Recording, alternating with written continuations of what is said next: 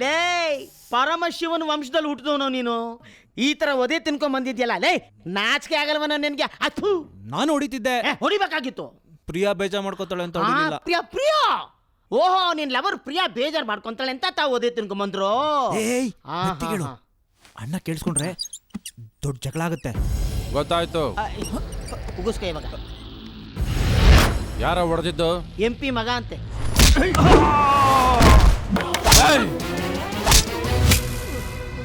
ನನ್ನ ತಮ್ಮನ ಮೇಲೆ ಕೈ ಮಾಡೋ ಅಷ್ಟು ಧೈರ್ಯನ ನಿನಗೆ?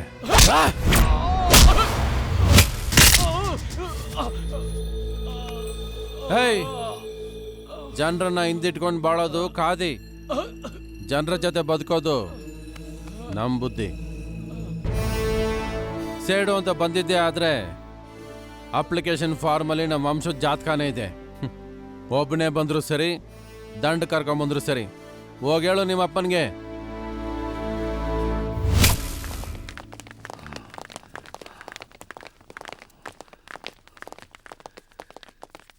ಏಯ್, ಯಾರಿದ್ದೀರಿ ಮನೆಯಲ್ಲಿ?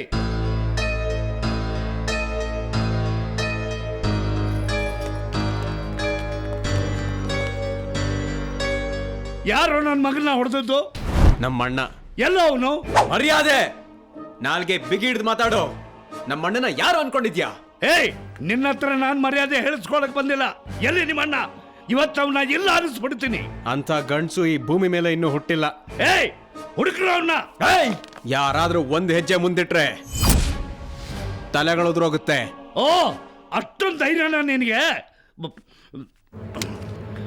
ಏಯ್,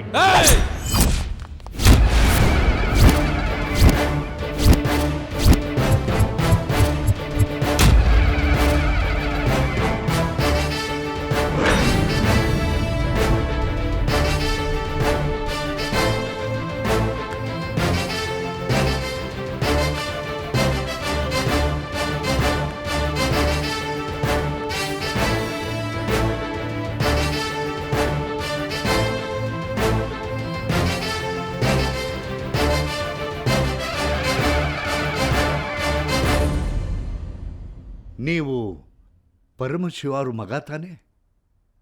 ಹೌದು.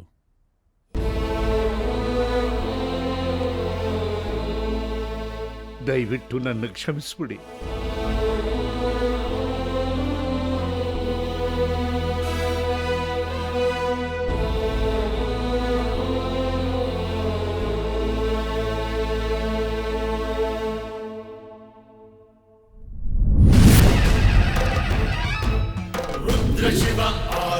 ಶಿವ ಹರ ಹರ ಜಯ ಜಯ ಪರಮ ಶಿವ.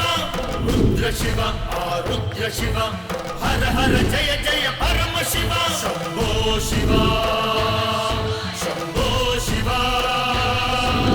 ಹರ ಹರ ಶಿವ ಶಿವ ಶಾಂಬ ಶಿವ ಭವಭಯ ಹರ ಶಿವ ಪರಮ ಶಿವ. ತೋರ್ಸಿ ರಮಣ್ಣ. ಏನಿಲ್ಲ ಬಿಡಪ್ಪ. ಏನು ತೋರ್ಸಿ ರಮಣ್ಣ? ಏನಿಲ್ಲ ಬಿಡಪ್ಪ. ಏನ್ ರಾಮಣ್ಣ, ಮಕ್ಕಳು ತೊಂದರೆ ಕೊಡ್ತಾವ್ರ? ಏನಿಲ್ಲ ಯಜಮಾನ್ರೆ, ನನ್ನ ಕಣ್ಣಿಗೆ ಧೂಳು ಬಿದ್ದಿತ್ತು. ಅದು ನೋಡಿ ಶಿವು ಯಾಕೆ ಕಳ್ತಿದ್ದೀರ ರಾಮಣ್ಣ ಅಂತ ಕೇಳ್ತಿದ್ದಾನೆ. ನೀವು ಯಾರಿಗಾದ್ರೂ ತೊಂದರೆ ಆದರೆ ಮುಂದೆ ಹೋಗಿ ನಿಂತ್ಕೊಳ್ತೀರಲ್ಲ, ಇವನು ಅದೇ ರೀತಿ. ಎಲ್ಲ ನಿಮ್ಮ ಹಾಗೆ ಯಜಮಾನ್ರೆ. ಲಕ್ಷ್ಮಿ ಹೋದ್ಮೇಲೆ ಮಕ್ಕಳು ಜವಾಬ್ದಾರೆಲ್ಲ ನೀವೇ ತಗೊಂಡ್ರಿ. ಅವರಲ್ಲಿ ಒಳ್ಳೆ ಗುಣ ಇರೋ ಕಾರಣ ನೀವೇ ಅಲ್ವ ರಾಮಣ್ಣ ಅವರೇ? ದೊಡ್ಡ ಮಾತು ಯಜಮಾನ್ರೆ. ರಾಮಣ್ಣ ಅವರೇ, ಹೊರಡನ್ವಾ? ಹಾಂ. ಶಿವು, ತಮ್ಮಂದಿಣ್ಣು ತಂಗಿನ ಚೆನ್ನಾಗಿ ನೋಡ್ಕೊ. ಆಯ್ತಪ್ಪ. ಬನ್ನಿ ರಾಮಣ್ಣ ಅವರೇ.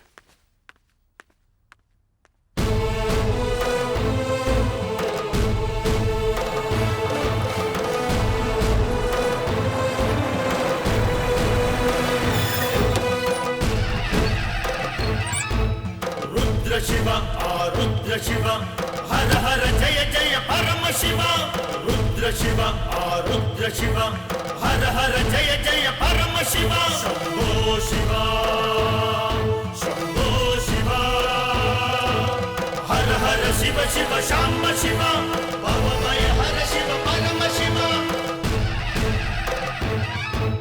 ರುದ್ರ ಶಿವ ರುದ್ರ ಶಿವ ಹರ ಹರ ಜಯ ಜಯ ಪರಮ ಶಿವ.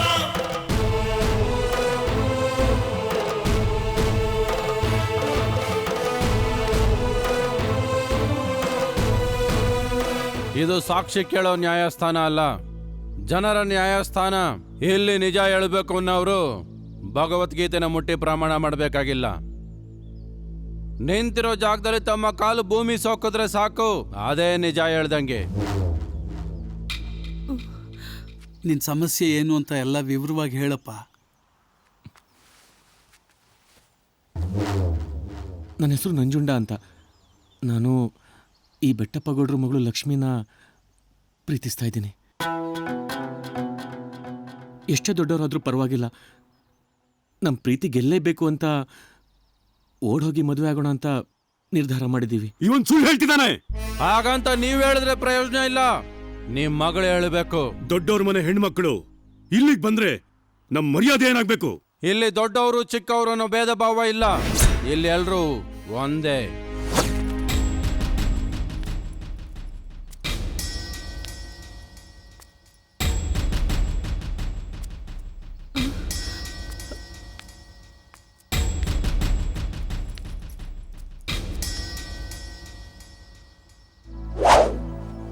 ಏನಮ್ಮ, ನೀನೇ ಹುಡುಗನ ಪ್ರೀತಿಸ್ತಿದ್ಯಾ?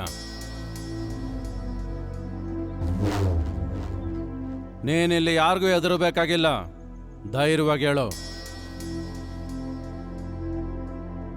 ಅಂದ್ರೆ ನೀನು ಅವನ ಪ್ರೀತಿಸ್ತಾ ಇಲ್ವಾ?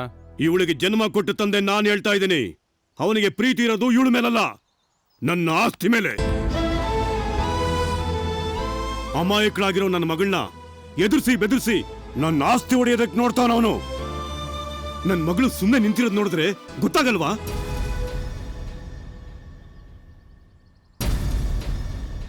ಅವ್ರು ಹೇಳ್ತಿರೋದು ನಿಜಾನಾ? ಇಲ್ಲ ಯಜಮಾನ್ರೆ.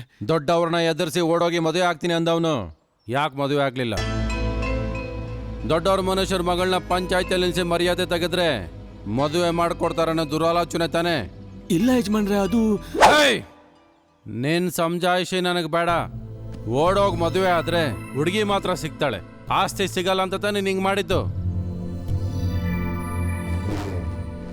ನೀನ್ ಪ್ರೀತಿಸಿದ್ದು ರಾಜಲಕ್ಷ್ಮಿನಲ್ಲ, ಅವಳ ಆಸ್ತಿನ. ಇಲ್ಲ ಯಜಮಾನ್ರೆ. ನೀನ್ ಹೇಳೋದನ್ನ ಕೇಳಾಯ್ತು, ಇನ್ ನಾನು ಹೇಳೋದನ್ನ ಮಾತ್ರ ನೀನ್ ಕೇಳಬೇಕು. ನೋಡಿ, ಇವನು ಹೇಳೋದ್ರಲ್ಲಿ ನ್ಯಾಯ ಇಲ್ಲ ಅಂತ ತಿಳಿದ ಮೇಲೆ ಇವನ ಈ ಊರಿಂದ ಬಹಿಷ್ಕಾರ ಆಗ್ತಿದ್ದೀನಿ. ಅದಕ್ಕೆ ನಾನು ಒಪ್ಲಿಲ್ಲ ಅಂದ್ರೆ? 101 ಚಡಿ ಏಟು ತಿಂದು ನೀನು ಬದುಕಿದ್ರೆ ಆಸ್ಪತ್ರೆ ಖರ್ಚು ನಂದು, ಸತ್ರೆ ತಿಥಿ ಖರ್ಚು ನಾನೇ ಕೊಡ್ತೀನಿ. ಹಾಗಾದ್ರೆ ನನಗೆ ಸಾಯೋ ಹಾಗೆ ಹೊಡೀರಿ. ಅಂದ್ರೆ ನೀನ್ ತಪ್ಪನ ಒಪ್ಕೊಂಡಿದ್ಯಾ ಅಂತ? ಇಲ್ಲ ಯಜಮಾನ್ರೆ, ರಾಜಲಕ್ಷ್ಮಿ ಇಲ್ಲದೆ ಬದುಕೋದ್ಕಿಂತ ಸಾಯೋದೇ ಮೇಲು. ಇಲ್ಲಿ ನಂಗೆ ನ್ಯಾಯ ಸಿಗುತ್ತೆ ಅಂತ ಬಂದೆ. ನಿಮ್ಮಿಂದ ನಂಗೆ ನ್ಯಾಯ ಸಿಗ್ಲಿಲ್ಲ ಅಂತಂದ್ರೆ ಆ ದೇವ್ರ ಹತ್ರನೂ ಸಿಗಲ್ಲ.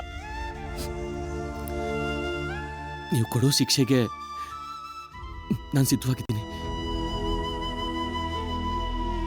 ರಾಮಣ್ಣ,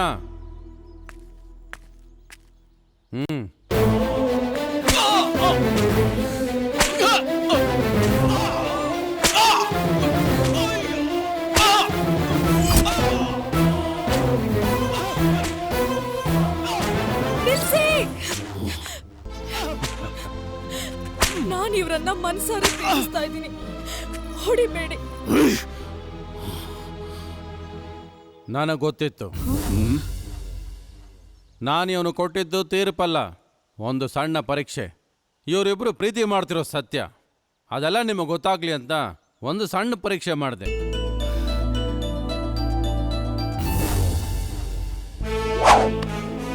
ನಿಮ್ಮಿಬ್ಬರಿಗೆ ಆ ವಜ್ರೇಶ್ವರಿ ತಾಯಿ ಸನ್ನಿಧಿಯಲ್ಲಿ ನಾನೇ ನಿಂತು ಮದುವೆ ಮಾಡಿಸ್ತೇನೆ. ಪರಮಶಿವ, ಇವರೆಲ್ಲ ನಿನ್ನ ಮಾತು ಕೇಳ್ಕೊಂಡು ಬಂದಿದ್ದಾರೆ, ನಿನ್ನ ಫೋಟೋ ಇಟ್ಕೊಂಡು ಪೂಜೆ ಮಾಡ್ತಾರೆ ಅಂತ. ಬಾಯಿಗೆ ಬಂದಂಗೆ ತೀರ್ಪು ಕೊಡ್ಬೇಡ ನೀನು.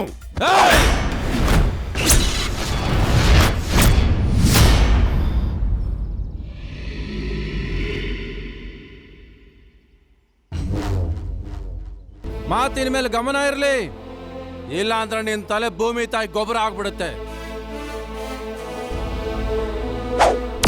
ಇದು ಆ ಭಗವಂತನ ಆಜ್ಞೆ, ಇಲ್ಲಿ ಈ ಪರಮಶಿವನ ಆಚರಣೆ. ಖಂಡ ಶಾಸನ.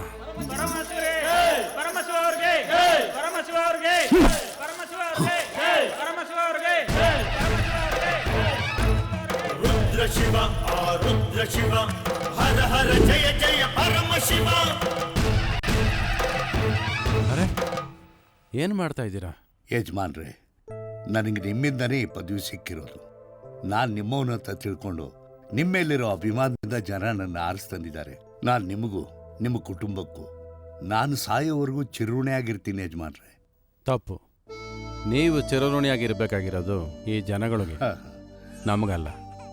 ನಿಮ್ಮ ಈ ಪದವಿನ ನಿಮ್ಮ ಸ್ವಾರ್ಥಕ್ಕೆ ಬಳಸ್ಕೊಳ್ದೆ ಜನರ ಕಷ್ಟ ಸುಖಕ್ಕೆ ಉಪಯೋಗಿಸ್ಕೊಂಡ್ರೆ ಆ ದೇವರ ಆಶೀರ್ವಾದ, ನಮ್ಮ ಪ್ರೀತಿ ನಿಮ್ಮ ಮೇಲೆ ಯಾವಾಗ್ಲೂ ಇರುತ್ತೆ. ನಾನು ಬರ್ತೀನಿ ಯಜಮಾನ್. ಒಳ್ಳೇದಾಗ. ನಡ್ರ. ಯಾಕಮ್ಮ ಅಳ್ತಿದ್ಯಾ? ನೋಡಿ ಯಜಮಾನ್ರೆ, ಹಠ ಮಾಡ್ತಾ ಇದ್ದೆ.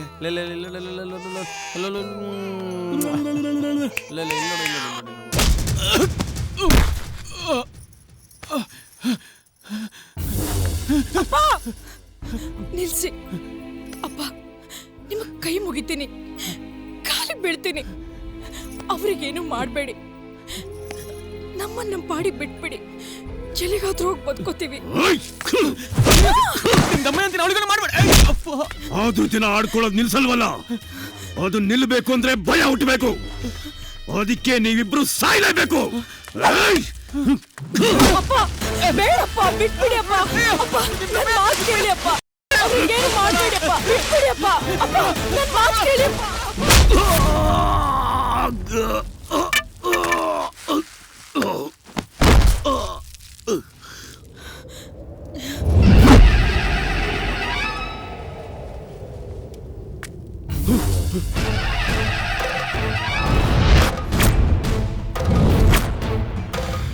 ಪರಮಶಿವ, ನಾನು ಆಶೀರ್ವಾದ ಮಾಡಿರೋ ಈ ಜನರನ್ನ ನಾನು ಪ್ರಾಣ ಕೊಟ್ಟಾದ್ರೂ ಕಾಪಾಡ್ತೀನಿ. ಆ ಭಕ್ತರ ಕಾರ್ದಾಗ ಬರೋವನು ಆ ದೇವರು, ಶತ್ರುಗಳು ತಪ್ಪು ಮಾಡ್ದಾಗ ಬರೋವನು ಈ ಪರಮಶಿವ. ಒಬ್ಬ ಕೀಳು ಜಾತಿ ಅವನಿಗೆ ನನ್ನ ಮಗಳನ್ನ ಮದುವೆ ಮಾಡ್ಕೊಟ್ಬಿಟ್ಟು ಅವನ್ ಕಾಲ್ ತೊಳಿಬೇಕಾ? ನೀರು ಗಾಳಿ ಬೆಳಕು ಬೆಂಕಿಗಿಲ್ದಿರೋ ಜಾತಿ ನಿನಗ್ಯಾಕೋ? ಆ ಜಾತಿ ಈ ಜಾತಿ ಅಂತ ಮರ ಗಿಡಗಳಿಗಿದೆ, ಹೂ ಹಣ್ಣುಗಳಿಗಿದೆ. ಅಷ್ಟೇ ಯಾಕೆ ನಮ್ಮ ಮನೆ ಕಾಯೋ ನಾಯಿಗಳಿಗೂ ಜಾತಿ ಇದೆ, ಮನುಷ್ಯರಿಗಿಲ್ವಾ? ಮನುಷ್ಯ ಮಾಡೋ ಕೆಲಸ ನೋಡಿ ಅವನು ಆ ಜಾತಿ ಈ ಜಾತಿ ಅಂತ ಮಾಡಿರೋರು ನಿನ್ನಂತವ್ರು. ನೀನ್ ಮೈ ಮೇಲೆ ಹಾಕೊಂಡ್ರೋ ಈ ಬಟ್ಟೆ, ಈ ಚಿನ್ನ, ಕಾಲ್ಗೆ ಹಾಕೊಂಡ್ರೋ ಚಪ್ಪಲಿ, ನೀನ್ ತಿಂತಿರೋ ಅನ್ನ ಎಲ್ಲಾನು ಮಾಡಿದ್ದು ನೀನ್ ಜಾತಿ ಹೆಸರಲ್ಲಿ ಕೀಳಾಗಿ ಭಾವಿಸಿರೋ ಇದೇ ಜನ. ನಿನಗಿದೆಲ್ಲ ಬೇಕು, ಆದ್ರೆ ಅವನು ಮಾತ್ರ ಬೇಡ. ಮನುಷ್ಯ ಕುಲಂ ತಾನು ಒಂದೇ ವಲಂ ಅಂತ ದೊಡ್ಡವ್ರು ಹೇಳಿದ್ದಾರೆ. ಅದನ್ನ ಪಾಲಿಸ್ಕೊಂಡು ನಿನ್ನ ಮಗಳನ್ನ ಅಳಿಯನ ಮನೆಗೆ ಸೇರಿಸ್ಕೋ. ಅದು ಈ ಜನ್ಮದಲ್ಲಿ ಸಾಧ್ಯ ಇಲ್ಲ. ಮನುಷ್ಯನಿಗೆ ಆಟ ಚಟ ಒಳ್ಳೇದಲ್ಲ ಅಂತಾರೆ. ನೀನ್ ಹೀಗೆ ಮುಂದುವರ್ಸಿದ್ರೆ ನಿನಗ್ ಚಟ್ಟ ಕಟ್ಟಬೇಕಾಗತ್ತೆ. ಯೋಚನೆ ಮಾಡು.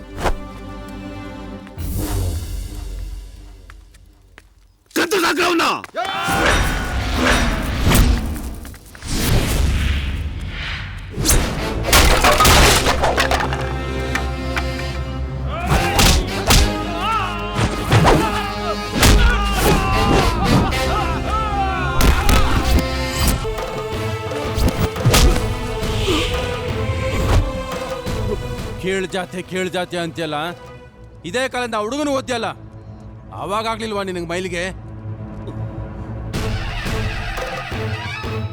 ರುದ್ರ ಶಿವ ರುದ್ರ ಶಿವ ಹರ ಹರ ಜಯ ಜಯ ಪರಮ ಶಿವ.